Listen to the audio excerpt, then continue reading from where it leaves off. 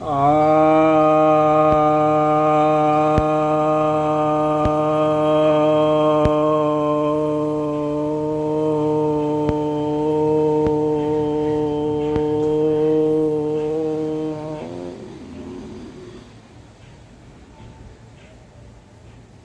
सभी भक्त जनों को सप्रेम नमन। भक्तों, आज आपके समक्ष मैं लोकायत दर्शन, जिसे चारवाक दर्शन भी कहते हैं, के विषय में कुछ बतलाने जा रहा हूँ। क्योंकि आज जो दुनिया में देखने में आता है उसमें सबसे ज़्यादा योगदान चारवाकों का भी है।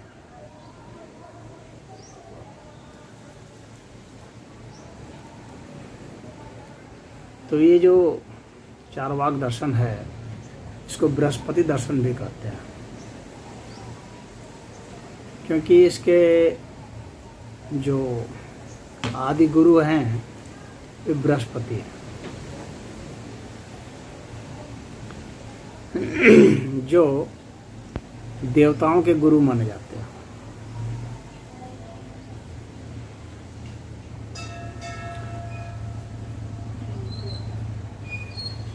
अब यह एक बहुत बड़ी बात है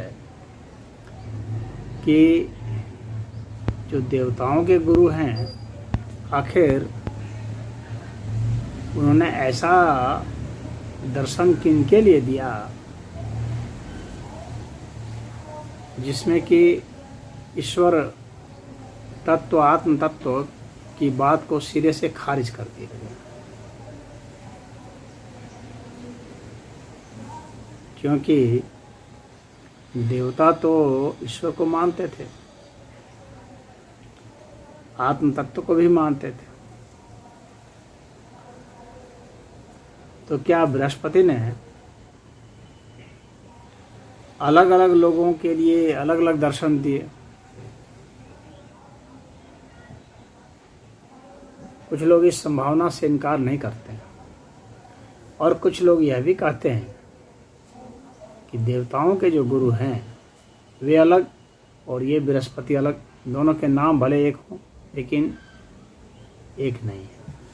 परंतु विष्णु पुराण में यह मिलता है कि असुरों को दिव्यता से हटाने के लिए जब असुर जीत गए, राज पा गए, शासन सत्ता पा गए, तो शासन सत्ता से कैसे वंचित किया जाए, इसके लिए उन लोगों को रास्ते से हटाने के लिए बृहस्पति ने उनको उपदेश दिए।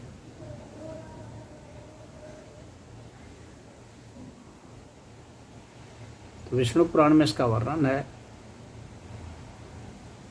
और इस तरह से उन्होंने असुरों को जो उपदेश दिए और असुरत्व को फैलाया, उन्हें धर्म मार्ग से हटाया, उन्हें उस रास्ते से हटाया जहाँ पर कि ईश्वर तत्व और आत्म तत्व की बात हो रही हो। वैदिक रास्ते से उन्हें भिन्न किया।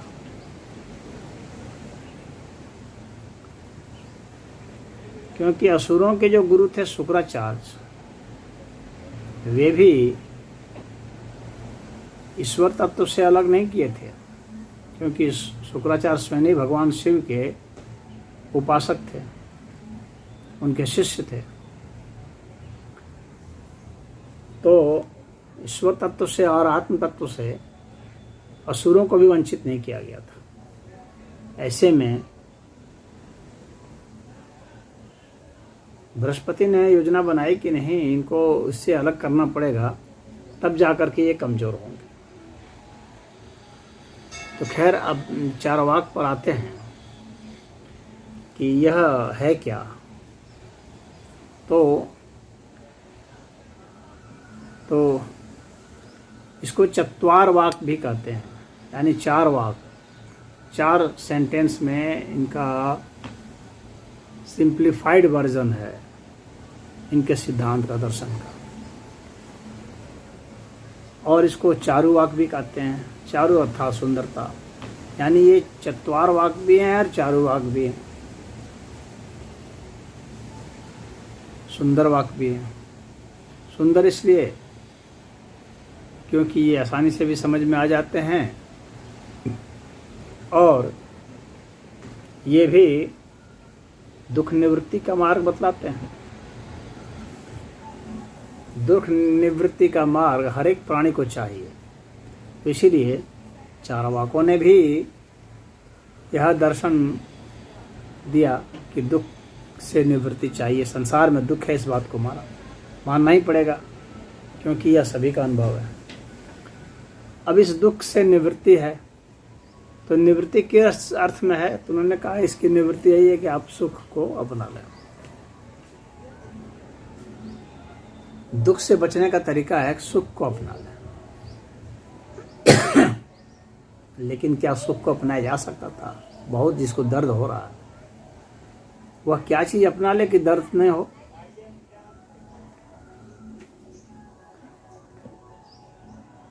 तो यहां पर एक विसंगति आ जाती है।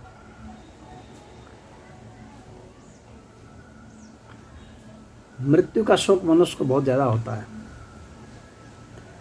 मृत्यु के शोक से बचने के लिए उन्होंने रास्ता अपनाया, बताया कि ऐसा है कि मृत्यु के बाद तो जीवन ही नहीं, तो फिर उसका शोक क्या करना। और इस चीज की बात भगवान कृष्ण गीता में भी आपको मिल जाएगी। यानी चारवाक दर्शन बहुत पुराना है। गीता में भी कहा गया है कि अगर तुम आत्मा को न भी मानते हो, अर्जुन, भगवान कृष्ण ने कहा है, आत्मा अगर मर जाने वाली भी चीज है तो भी फिर इसका क्या अफसोस करना, क्योंकि वह तुम्हारे हाथ में भी नहीं है। तो अगर आत्मा नहीं भी है तो क्या अफसोस करना, और है और मर जाती है तो भी क्या अफसोस करना। यानी अफसोस करने का कोई कारण नहीं। और अगर आत्मा है और अलग अलग जन्मों में जाती है, फिर से तुम्हारा जन्म होता है, तो भी क्या अफसोस करना। यानी चारवाक दर्शन का भगवान कृष्ण ने भी सहारा लिया। और इस सहारे का आधार हम लोग उसमें महाभारत में भी देखते हैं, अन्य स्थान पर, और रामायण में भी देखते हैं। भगवान राम को जो जबाली उपदेश देते हैं वापस जाने की, राज सत्ता संभालने की, तो वह उपदेश भी चारवाक का ही उपदेश माना जाता है। सीता को उपदेश दिया गया कि अपने घर में दिए जलाओ, मंदिर में दिए तो बाद में जलाना।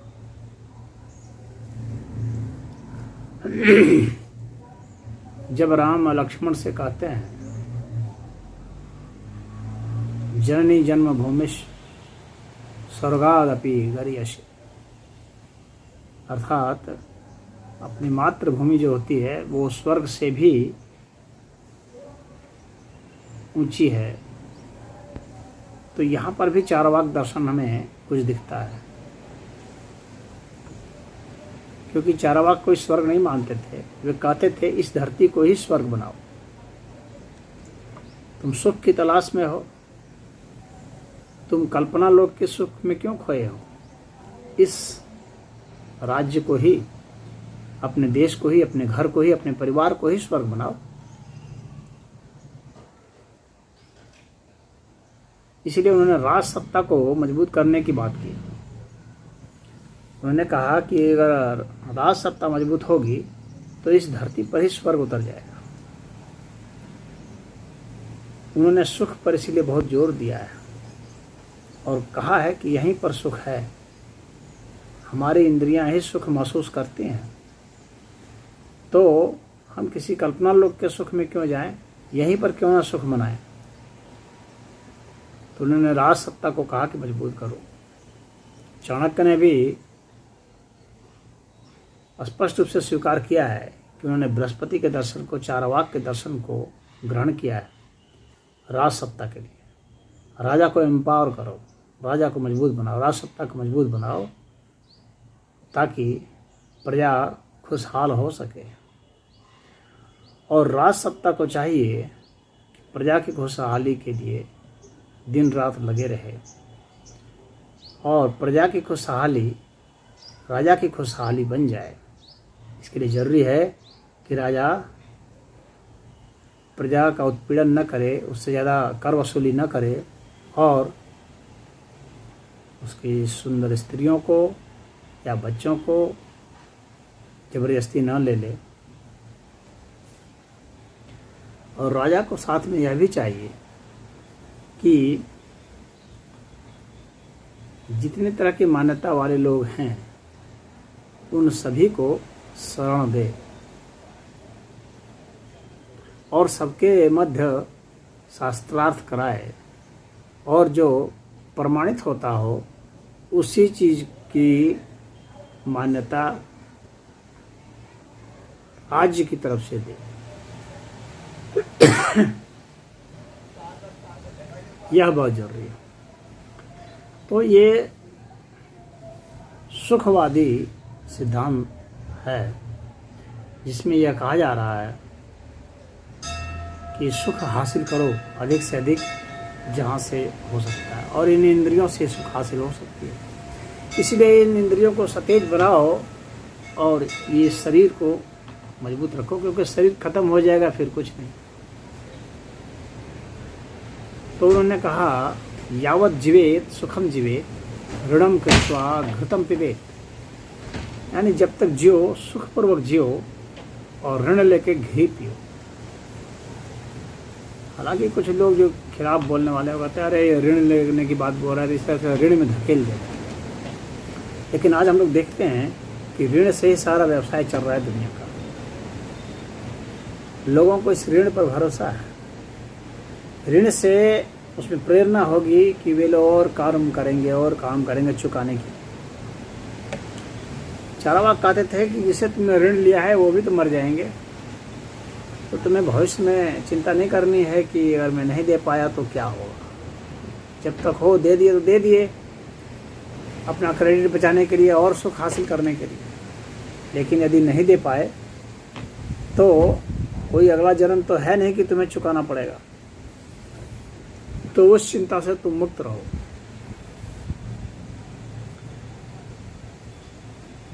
हालांकि इनकी निंदा बहुत लोगों ने की, परंतु यहाँ पर आप एक चीज़ देख सकते हैं। तो उन्होंने यह नहीं कहा कि ऋण ले करके तुम मदिरा पियो। ऋणम कृत्वा मदिरा पिबेत की बात नहीं की, घृतम पिबेत की बात की है। इसका अर्थ है कि स्वास्थ्य को अच्छा बनाओ, क्योंकि सुख भोगने के लिए अच्छे स्वास्थ्य की जरूरत है। अच्छा स्वास्थ्य नहीं रहेगा तो सुख किस चीज़ से भोगो। तो इसका अर्थ है कि वे ईमानदारी से चाहते थे कि सुख भोगा जाए, और उसके लिए उन्होंने बेईमानी का सहारा नहीं दिया। वे प्रमाण नहीं मानते थे आत्मा को और परमात्मा को, इसलिए वे नहीं मानते थे उनका कहना था, जो लोग मानने वाले आस्तिक, कि भाई आप ला कर दिखा दो उसे तो हम माने। लेकिन ला के दिखाने का मतलब हो गया कि वो परमात्मा इंद्रियों के विषय में आ जाए और आत्मा इंद्रियों के विषय में आ जाए, जबकि वे कह रहे थे कि ये इंद्रियों का विषय नहीं है। तो इनका कहना था जब इंद्रियों का विषय नहीं है आत्मा और परमात्मा, तो फिर यह कैसे माना जाएगा कि वे हैं। तुम कैसे जाने कि आत्मा है जब इंद्रियों का विषय ही नहीं है। तो तुम्हारे पास भी तो इंद्रियां हैं, हमारे पास भी इंद्रियां हैं, तुम कैसे जाने कि हैं, हम तो नहीं जान तो पा रहे। अगर तुम्हारे पास कोई अतिरिक्त इंद्रिय है तो वह बताओ, क्या तुम्हारे पास अतिरिक्त इंद्रिय है जिससे तुमने जाना। तो जो मानने वाले थे उनका कहना था कि इंद्रियों की अनुभूतियां जहाँ समाप्त होती है वहाँ के बाद भी सत्ता है, लेकिन उसके लिए तुमको फोकस करना पड़ेगा वहाँ पर क्योंकि इंद्रिय की सत्ता वहीं तक हो सकती है जहाँ तक तत्व साकार रूप में, क्योंकि ये जो अस्तित्व है पृथ्वी, जल, वायु और अग्नि, ये 4 तत्व के हैं, और 5वां तत्व वो आकाश तत्व है, जिसका आधारभूत, जिसके आधार पर ये जहाँ टिके हैं। तो इनका कहना था चारवाकों का कि नहीं, हम लोग 4 तत्व ही मानते हैं, पृथ्वी, जल, अग्नि और आकाश, 5वां तत्व नहीं मानते हैं। हालांकि अनुमान से 5वां तत्व भी सिद्ध होता है, लेकिन वो प्रत्यक्ष प्रमाण नहीं, अनुमान प्रमाण है कि आखिर कोई वस्तु है तो किसी स्थान को घेरे हुए, तो इससे यह सिद्ध हो जाता है कि आकाश तत्व है, परंतु वो हम देख तो नहीं पाते, हमारी इंद्रियां देख तो नहीं पाती, तो इसलिए हम उसे नहीं मानते। हालांकि अनुमान ऐसा लग रहा है, लॉजिकली ऐसा लग रहा है कि आकाश तत्व है। इस बात को चारवाक भी मानते थे, परंतु वे प्रमाण के रूप में 4 ही प्रमाण को मानते थे, पृथ्वी, जल, अग्नि और वायु को। लेकिन जो आस्तिक थे उनका कहना था कि जब तुमको लॉजिकली लग रहा है, ये लॉजिकली क्यों लग रहा है, ये लॉजिक क्या है? यह जो है हमारी चेतना है, चेतन सत्ता है। चेतन सत्ता मोहताज नहीं है 4 तत्वों की, इसलिए इन 4 तत्वों का जो आधारभूत है, जहाँ पर कि ये हैं स्थान घेरे में, वह जो स्थान है वह इतना सूक्ष्म है, उस स्थान का अस्तित्व है और वह आकाश तत्व है। बिना स्थान के किसी चीज का अस्तित्व संभव हो ही नहीं सकता। और उनका कहना था आस्तिक का कि स्थान से, आकाश तत्व से ही ये सब सारे तत्व उत्पन्न हुए हैं। ये सब तत्व कहाँ से उत्पन्न हुए हैं, इस विषय पर चारवाक दर्शन ज़्यादा नहीं कुछ बोल पाता था कि ये पृथ्वी, जल, अग्नि और वायु ये उत्पन्न कहाँ से हुए, कैसे हुए हैं। इनका ये कहना था ये प्रकृति में है, सदा से है। लेकिन आस्तिकों का कहना था कि सदा से ये कैसे हो सकते हैं, जब इनका रूप बदलता है, रंग बदलता है, आकार प्रकार सब बदल रहा है, तो ये कैसे हो सकते हैं, ये क्रिया प्रक्रिया कैसे कर लेते हैं, एक तत्व दूसरे तत्व से क्रिया प्रक्रिया कैसे करता है, क्यों करता है, उसके पीछे प्रेरणा तत्व कौन है, उसे शक्ति कौन देता है। ये तो तत्व हैं, शक्ति कौन इनको देता है जिससे ये क्रिया प्रक्रिया करते हैं। फिर वो जो इनको शक्ति मिलती है, उनको प्रेरणा कहाँ से मिलती है। खैर ये प्रश्न जो है बहुत सैद्धांतिक दार्शनिक पर चला जाता था, और यहाँ पर जो है चारवाक सब हट जाते थे और उनको कहते थे कहीं स्वर्ग नहीं है, कहीं नरक नहीं है, सब झूठ है, और ये तुम लोग जो यज्ञ कर रहे हो, ये यज्ञ जो है झूठ है, इससे कहीं कोई स्वर्ग नहीं मिलता। और जो बलि देते हो, बलि से स्वर्ग मिलता है, तो अपने बाप की बलि दे दो, अपने घर वालों की बलि दे दो, वे वहाँ चले जाएं। उनकी बलि क्यों नहीं देते हो, पशुओं की बलि क्यों देते हो, या किसी कोहड़े और इन सब चीज़ की बलि क्यों देते हो। तुमको इतना स्वर्ग पर भरोसा है तो खुद क्यों नहीं मर के चले जाते ऊपर, और ऊपर के सुख को भोगते। तो इस तरह से पाखंड का इन्होंने बहुत पर्दाफाश किया, जो स्वर्ग और नरक की बात करते थे। इनका कहना था कि स्वर्ग और कुछ नहीं है, यहीं के जो सुख हैं ऐसी को इन लोगों ने बढ़ा चढ़ा के कल्पना करके बना लिया है, और नरक और कुछ नहीं है, यहीं के जो दुख हैं उसी को बढ़ा चढ़ा करके इन लोगों ने दुख दर्द की कल्पना करके अधिक से अधिक बढ़ा लिया है, और उसे कोई लोगों ने नरक कह दिया है। ऐसा स्वर्ग और ऐसा नरक कहीं पर भी नहीं।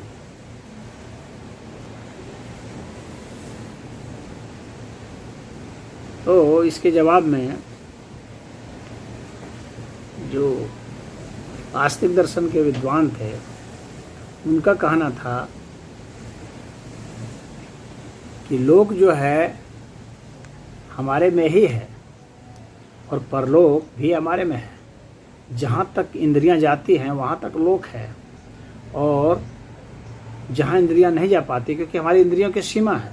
आखिर हम एक दूरी तक देख पाते हैं, लेकिन हम जहाँ तक देख पाते हैं क्या संसार वहीं तक है? वहाँ के आगे भी तो संसार है। यानी हमारी दृष्टि जो है संकुचित है। हम जितनी चीज़ें सुन पाते हैं, जहाँ तक के सुन पाते हैं, क्या ध्वनि वहीं तक है? उसके आगे भी ध्वनि है। उसी तरह से प्रकाश जहाँ तक जाता है, उसके बाद भी जहाँ हम नहीं देख पाते वहाँ भी तो प्रकाश हो सकता है। जिन चीज़ का हम स्पर्श नहीं कर पाते हैं उसमें भी तो स्पर्श की क्षमता हो सकती है, वो तन्मात्रा हो सकती है। जो जिस गंध हम थोड़ी दूर तक सूंघ पाते हैं, कुत्ते बहुत लंबा गंध सूंघ पाते हैं, तो कुत्ते जहाँ तक गंध सूंघ पाते हैं वो हमारे लिए नहीं है, तो क्या वास्तव में गंध नहीं रहा वहाँ? तो यह हमारी क्षमता है। तो आस्तिकों का कहना था कि आप जो है मनुष्य की एक सीमित क्षमता है, मनुष्य की इंद्रियों की सीमित क्षमता है, इसलिए इंद्रियों की जो अनुभूति है इसी को परम अनुभूति नहीं माना जा सकता। और भी जो दूसरी चीज़ें हैं जिसकी जो अनुभूति की जा सकती हैं उनका भी प्रयोग करना चाहिए, और वे भी हमारे में हैं, विद्यमान हैं। और वह तब होगा जब हम इन इंद्रियों की अनुभूतियों का प्रयोग छोड़ करके उस चीज़ का प्रयोग शुरू करें जो इंद्रिय नहीं है, जो शुद्ध रूप से मस्तिष्क का मामला है, माइंड का मामला है। क्योंकि वास्तव में इंद्रियां हमारी महसूस नहीं करती हैं, मस्तिष्क तो हमारा मस्तिष्क करता है। तो यहाँ पर लोकायतों का कहना है, लोकायत क्यों? क्योंकि ये लोक की बात करते थे। तो लोकायत का कहना था कि नहीं, मस्तिष्क भी जो है ना वो इन्हीं जो है हमारी जो इंद्रियां हैं इन्हीं के मिलन से एक मैंपन की स्थिति आ जाती है। इनके मिलन से एक मैंपन की स्थिति आ जाती है, जिसके कारण हम लोग को लगता है कि एक अलग से कोई अस्तित्व बन गया, जबकि ऐसा अलग से कुछ नहीं बना, बस यही सब जो है मिल करके हो गए। तो जो हम श्वास प्रश्वास लेते हैं वह जो है, और जो भोजन लेते हैं, जो पानी लेते हैं, वे सब सारे मिल करके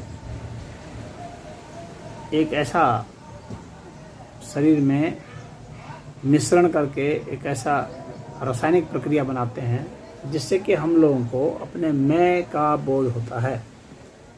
इनमें से जब भी कुछ ख़त्म कर दिया जाए, यानी अगर पानी ख़त्म कर दिया जाए या भोजन समाप्त कर दिया जाए या वायु समाप्त कर दी जाए, तो ये मैंपन भी समाप्त हो जाएगा।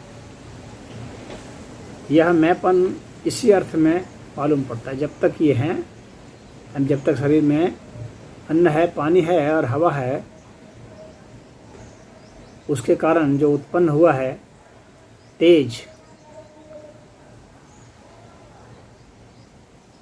उससे ही हम महसूस करते हैं।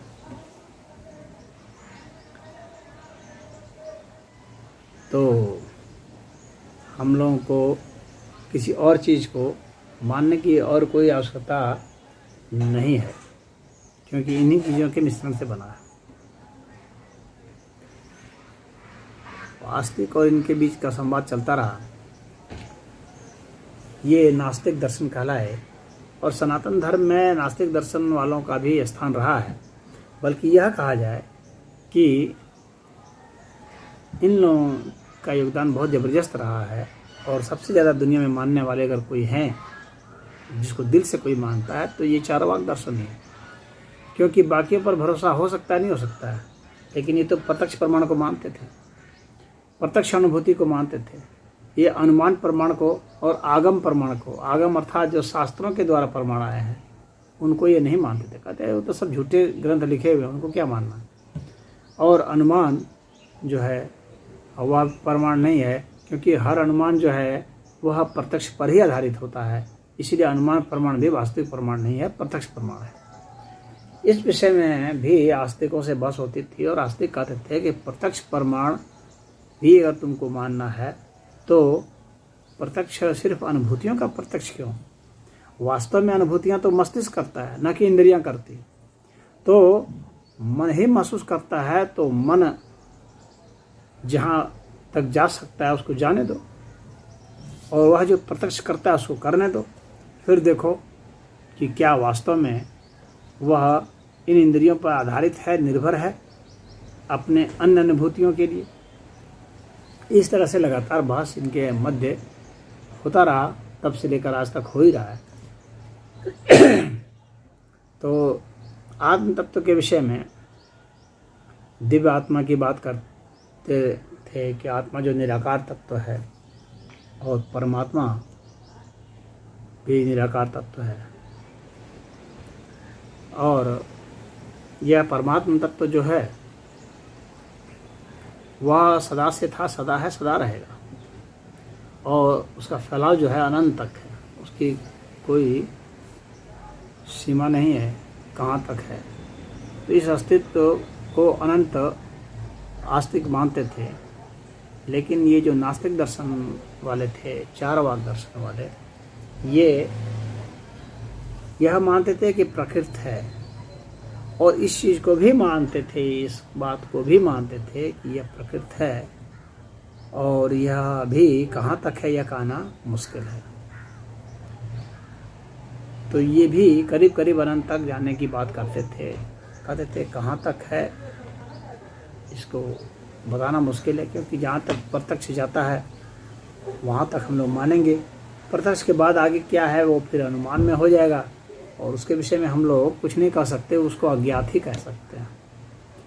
तो इस तरह से इनका चारवाक का दर्शन रहा, और ये राज सत्ता को, धरती को मजबूत बनाने के लिए ये काम करते थे। कहते थे कि भाई खेती को मजबूत करो, बिजनेस को मजबूत करो। तो ये व्यापार को अच्छा करने के लिए भी कहते थे, ये बेईमानी की बात नहीं बताते थे। कहते थे अगर तुम बेईमानी करोगे तो किसी को दुख दोगे, फिर वह भी तुम्हें दुख देगा। इसीलिए अगर तुम चाहते हो कि सुख भोगो तो यह जरूरी है कि दूसरे को भी सुख दो। तो इसीलिए ये व्यापार में भी ईमानदारी की बात करते थे, कृषि में भी ईमानदारी की बात करते थे। कहते थे खेती अधिक से अधिक उपजाओ, अच्छे से अच्छे अन्न उपजाओ, अच्छे से अच्छे फल उपजाओ, अधिक से अधिक गौएं पालो, अधिक से अधिक उनकी सेवा करो। तो ये सेवा की भी बात करते थे, सब ये सब बात करते थे, और कहते थे इसका आधार यही है कि तुम अभी वर्तमान को, अपने इस समय को, अपने इस जीवन को खुशहाल कर लो। और हम आज देखते हैं और पाते हैं कि यही सभी प्राणियों का लक्ष्य भी है। हर प्राणी यह चाहता है कि खुशहाल हो जाए, और उसके लिए जितने उसके पास तत्व उपलब्ध हैं उनसे वह कोशिश करता है। आस्तिक को कहना था कि तुम कितना भी खा लो, पी लो, ये कर लो, कभी भी तुम शांत नहीं रह सकते, कभी भी तुम वास्तविक सुखी नहीं हो सकते। तुम जिसे सुख कहते हो वह थोड़ी ही देर में दुख में तब्दील हो जाता है। वह दुख का ही एक रूप है, तुम झूठा ही उसको सुख कहते हो। वह एक उत्तेजना है जिसको तुम सुख कह रहे हो, वास्तव में वह एक दुख ही है। उसकी मात्रा इतनी कम है कि तुम्हें वह सुख मालूम पड़ता है। अगर वही मात्रा बढ़ जाएगी तो वह दुख होने लगेगा। इसलिए यह जगत जो है वह दुखमय ही है, और तुम कितने भी दूध पी लो तुम सुखी नहीं हो सकते, कितना भी उपाय कर लो स्वस्थ नहीं हो सकते, रोगी ही रहोगे। यह शरीर जो है कभी भी स्वस्थ नहीं होगा, ये सदैव रोगी रहेगा, हर समय रोगी रहता है। इसीलिए तुम्हारे सब सारे उपाय किए गए जो उपाय हैं वे पर्याप्त नहीं हैं। तो इस शरीर से अलग शरीर जो कि प्राकृतिक शरीर नहीं है, सिर्फ और सिर्फ वास्तविक सुख वहीं पा सकते हो। वहीं से जो क्षण करके इधर आता है आनंद का छोटा सा झोंका, उसको तुम सुख कहते हो, और वही तुम पा सकते हो। तो इतना थोड़ा सा जो तुम्हारे पास अंश आता है उसी के लिए तुम पूरा जीवन खपा देते हो। यह बुद्धिमानी नहीं है। बुद्धिमानी इसमें है कि और अपने अंतर्भूत जो तुम्हारे तत्व हैं उसको समझो, तुम सिर्फ एक भौतिक तत्व नहीं हो, तुम्हारे पास और भी तत्व मौजूद हैं। उन तत्वों के उसमें तुम्हें जा कर के देखना है, समझना है। तो इस तरह का इनका संघर्ष कसमकश चलता रहा और आज भी यह चल रहा है। कहा जाता है कि यूनान में भी यहाँ पर के जो सिद्धांत थे वो गए थे, लेकिन कुछ लोग कहते हैं कि वहाँ तो पहले से ही इस तरह के दर्शन मौजूद थे। जुपिटर की बात वहाँ पर भी होती है कि जुपिटर वहाँ भी थे और यहाँ के जो बृहस्पति थे वही उनके जुपिटर थे। तो यह तो विद्वानों के बीच में यह एक शोध का विषय है कि वास्तव में क्या जुपिटर और बृहस्पति एक रहे हैं, कि वहाँ भी गुरु तत्व ही था, भारी तत्व ही था। और वे लोग इस चीज़ को मानते थे कि हम लोग जिस दर्शन को मान रहे हैं, समझ रहे हैं, कह रहे हैं, वह दर्शन दुनिया में अवश्य ही मौजूद है, उसका बीज यूनान में। लेकिन भारत में कुछ ऐसे दर्शन अवश्य ही हुए जो उन दर्शनों से भी श्रेष्ठ दर्शन थे, आगे थे और पहले के थे। अब यह विवाद चलता रहा और आज भी चल रहा है। बृहस्पति के जो सिद्धांत थे वो पूरी दुनिया में फैल गए। इसको कहा जाता है असुर सिद्धांत, लेकिन ये आप देखेंगे कि ये हर तरह के दर्शन में मौजूद है। हालांकि यह भी कहा जाता है कि चारवाकों के सिद्धांत को, उनके ग्रंथों को जला दिया गया, फाड़ दिया गया, फेंक दिया गया, इनको मारा गया, पीटा गया। तो अब इतिहास की क्या सच्चाई है, लेकिन इतना अवश्य है कि इनके विषय में निंदात्मक बातें तो अवश्य ही है, क्योंकि ये वैदिक सिद्धांत के इस बात को नहीं मानते थे। एक आकाश तत्व को नहीं मानते थे, दूसरा ईश्वर तत्व और आत्म तत्व को नहीं मानते थे, स्वर्ग नरक को नहीं मानते थे। ये तो कहते थे कि भाई तुम लोग यहाँ से उधर जा रहे हो कहीं भी, तो क्यों आखिर पथ ले जाते हो, क्यों नहीं तुम को यहीं से मिल जाता है, यहीं घर में होम कर देते, उसको मिल जाता, क्यों पथ लेकर जाते हो। तो इस तरह की चर्चा होती रही और वीडियो खैर लंबा हो गया है, परंतु मैं एक समरी के रूप में आपको बता चुका हूँ। आप समझदार हैं, समझ गए होंगे। ओम